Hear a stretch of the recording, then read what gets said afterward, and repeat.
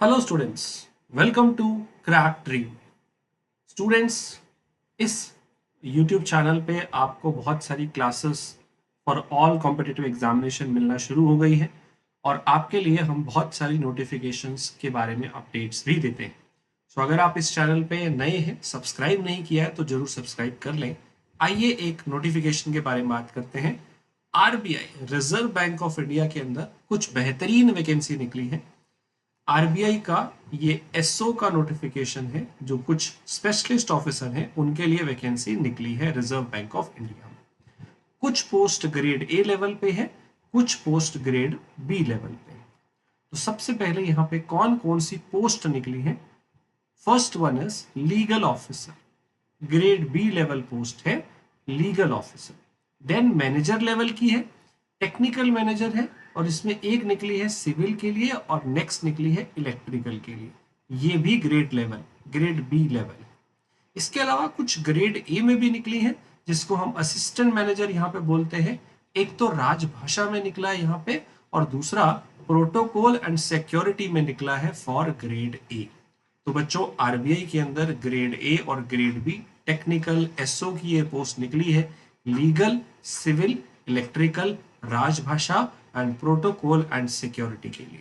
तो आइए इसके बारे में डिटेल में बात करते हैं कि यहाँ पे आपकी एलिजिबिलिटी क्या है, इन सभी पोस्ट के लिए एलिजिबिलिटी क्या रहेगी, एज लिमिट क्या रहेगी, पेपर का पैटर्न क्या रहेगा, सारी चीजों पे हम लोग बात करेंगे। तो अगर आप इस चैनल पे नए हैं तो सब्सक्राइब जरूर कर लेना क्रैक ड्रीम पे, राइट।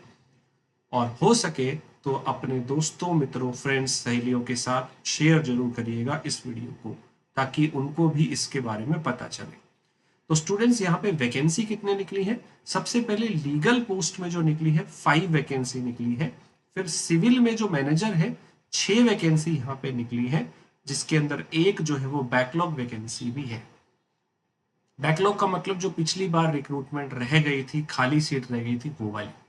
इलेक्ट्रिकल में 4 है, राजभाषा के अंदर 3 है, और प्रोटोकॉल सिक्योरिटी वाले के अंदर 10 है।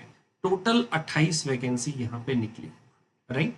चलिए स्टूडेंट्स, यहाँ पे जो सैलरी पैकेज होता है बहुत ही ब्रिलियंट होता है, और ये आरबीआई है, one of the best government job. और जो सैलरी देगा, जो वर्क प्रोफाइल रहेगा, इसका मुकाबला किसी और ऑर्गेनाइजेशन से नहीं हो सकता है, राइट। वर्क लाइफ बैलेंस यहाँ पे रहता है, अलाउंसेस इतने ज़्यादा होते हैं, बहुत बढ़िया पे स्केल आपको यहाँ पे मिलता है। आइए बात करते हैं एलिजिबिलिटी की। सो एलिजिबिलिटी क्या है, और पहले आप कब से अप्लाई कर सकते हैं। 11 जुलाई से, कल से इसके रजिस्ट्रेशन स्टार्ट हो गए थे। 31 जुलाई जो है वो लास्ट डेट है। आपका जो पेपर होगा नेक्स्ट मंथ, एक महीने बाद 16 अगस्त को पेपर है, ठीक है। सबसे पहले बात करते हैं लीगल के लिए क्या चाहिए। लीगल वाले के लिए मिनिमम एज चाहिए 21, मैक्सिमम एज चाहिए 32, और ये एज देखी जा रही है 1 जुलाई को। 1 जुलाई तक आप मिनिमम 21 के हो जाने चाहिए और मैक्सिमम 32 के। अगर आप अपना डेट ऑफ बर्थ के हिसाब से देखना चाहते हैं आप एलिजिबल है या नहीं, तो आपका डेट ऑफ बर्थ 2 जुलाई 1993 से पहले नहीं होना चाहिए और 1 जुलाई 2004 के बाद में नहीं होना चाहिए। अगर इन 2 तारीख को आपका जन्मदिन है या इनके बीच में है तो ठीक है, इससे पहले नहीं चलेगा और इसके बाद में नहीं चलेगा, ठीक है। तो स्टूडेंट्स, ये आपकी जो एज लिमिट है 32 साल है, यहाँ पे मिनिमम 28 साल है, ठीक है।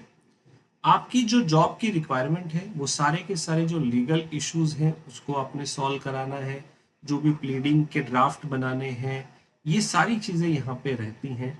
अपियरिंग होगी बिफोर ऑफिसर, लेबर कोर्ट, ये सब, और कोई भी वर्क जो आपको बैंक के द्वारा असाइन किया जाएगा वो सारी चीज़ें आपने हैंडल करनी है।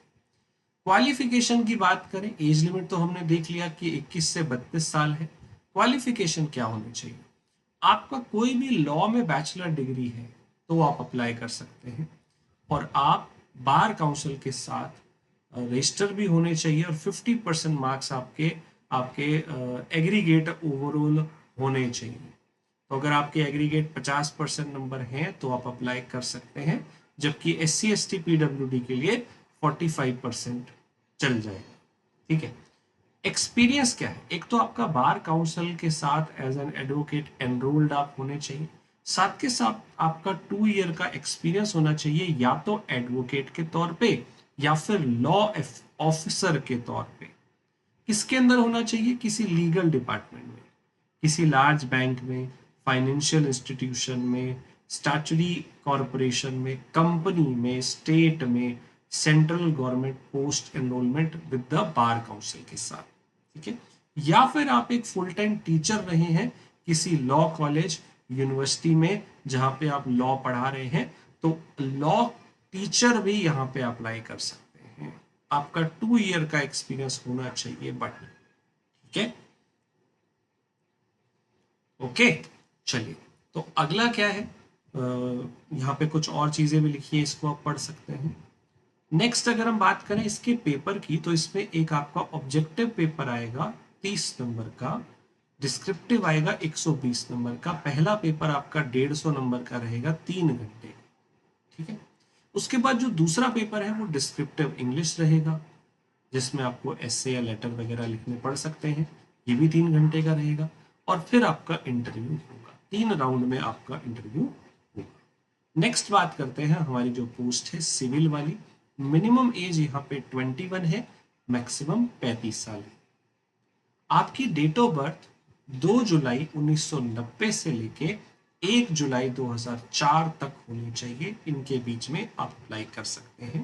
क्वालिफिकेशन की बात करें, सिविल इंजीनियरिंग में आपका बैचलर डिग्री होना चाहिए, 60% नंबर चाहिए, SC ST के लिए 55%, ठीक है। एक्सपीरियंस भी आपको यहाँ पे चाहिए 3 साल का।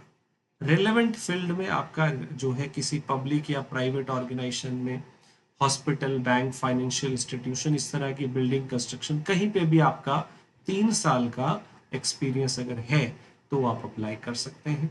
आपका जो पेपर होगा, पहला 1 घंटा ऑब्जेक्टिव पेपर होगा, जिसमें आपकी प्रोफेशनल नॉलेज, जॉब नॉलेज आएगी डायरेक्टली। दूसरा आपका डिस्क्रिप्टिव टेस्ट होगा और तीसरा आपका इंटरव्यू होगा, ठीक है।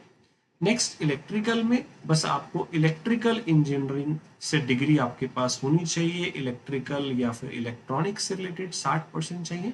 एज मिनिमम 21 है, मैक्सिमम 35 साल है। इसमें भी आपको 3 साल का एक्सपीरियंस चाहिए, सेम उन्हीं फील्ड के अंदर। सेम आपका 100 नंबर का आपका प्रोफेशनल जॉब का पेपर होगा, 100 नंबर का डिस्क्रिप्टिव, और अगला राउंड है इंटरव्यू, ठीक है। इसी तरह से आगे आता है राजभाषा अधिकारी, और इसमें एज लिमिट कम है, ध्यान रखिएगा, 35 नहीं है, 30 साल है, ठीक है। इसके अंदर आपको हिंदी से इंग्लिश और इंग्लिश से हिंदी ट्रांसलेशन आनी चाहिए। आपको हिंदी टीचिंग स्कीम का जो एडमिन है वो भी आपको संभालना पड़ेगा।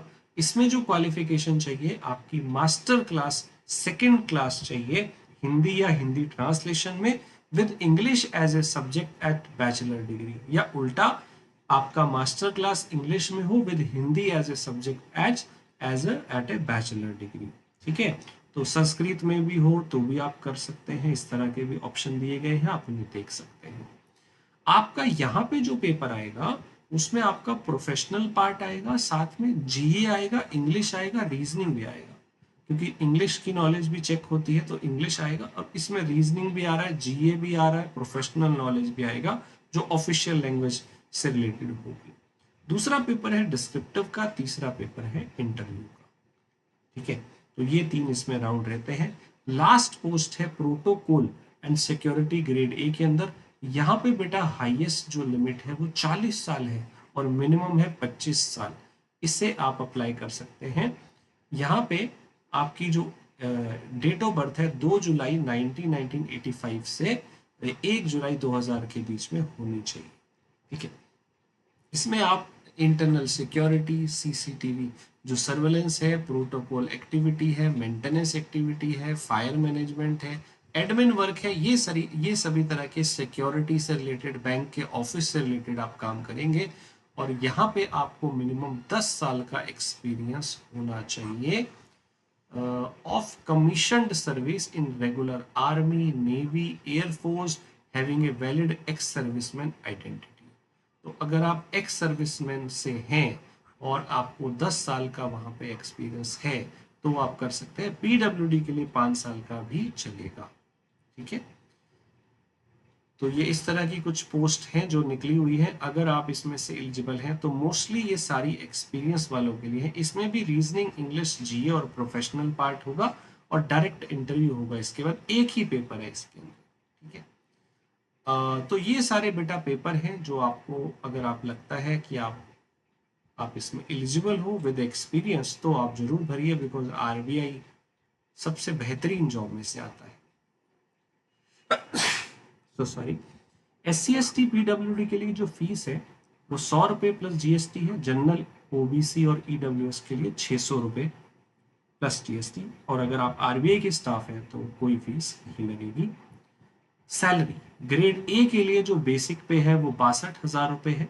आपकी सैलरी लगभग 1,23,000 रुपये के आसपास सारे अलाउंसेस मिला के पड़ती है।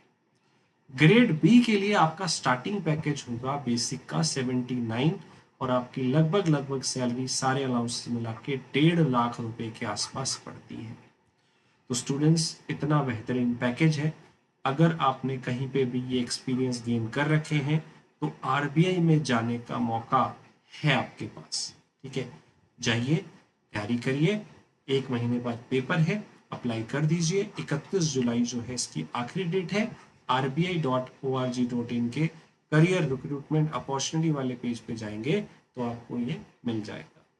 जल्दी से अप्लाई करिए और अपना फ्यूचर सिक्योर करिए इफ़ यू आर एलिजिबल। और आप अपने दोस्तों, मित्रों, फ्रेंड्स के साथ भी शेयर करिए। क्या पता आपका दोस्त जो प्राइवेट जॉब कर रहा हो और वो ये वैकेंसी देखे, फॉर्म भरे, उसका जीवन सिक्योर हो जाए, ठीक है। तो आप इसे जरूर अपने दोस्तों, मित्रों, फ्रेंड्स के साथ शेयर करिएगा। साथ के साथ ऐसी और अपडेट के लिए इस चैनल को फॉलो करें और मुझे टेलीग्राम पे भी कनेक्ट कर लें। मैं वहाँ पे बहुत सारी अपडेट्स देता हूँ और साथ में आप वहाँ पे किसी भी एग्ज़ाम की गाइडेंस मुझसे ले सकते हैं। और मैं मैथ्स पढ़ा रहा हूँ पिछले 18 साल से। इस चैनल पे 10 बजे मेरी क्लास आती है क्रैक ड्रीम पे, तो डेली मेरे साथ जुड़े 10 बजे मैथ्स की फ्री क्लास के लिए। और कोई भी गाइडेंस चाहिए हो आप इस टेलीग्राम चैनल पे जुड़ जाइएगा। Thank you so much. पढ़ाई करते रहिए, मेहनत करते रहिए।